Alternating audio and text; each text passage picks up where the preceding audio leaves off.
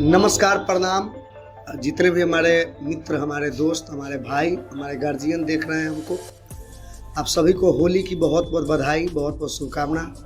हम हैं गायक दीपक छोटका और आइए होली के इस खास अवसर पे आप सभी के लिए एक छोटा सा गीत, आशा करते हैं कि आप सबको ज़रूर पसंद आएगा।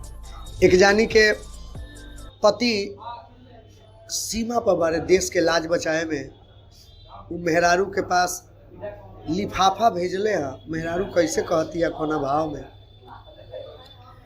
कि देशवा के शान हो, सैया मोर जवान हो, बालम बचाव तारे देशवा के लाज हो, हाय भेजे हैं लिफाफा में अबीर हो, बलमुआ फौजी सीमा पबारे काश्मीर हो, हाय भेजे हैं लिफाफा में अबीर हो, बलमुआ फौजी सीमा पबारे काश्मीर हो।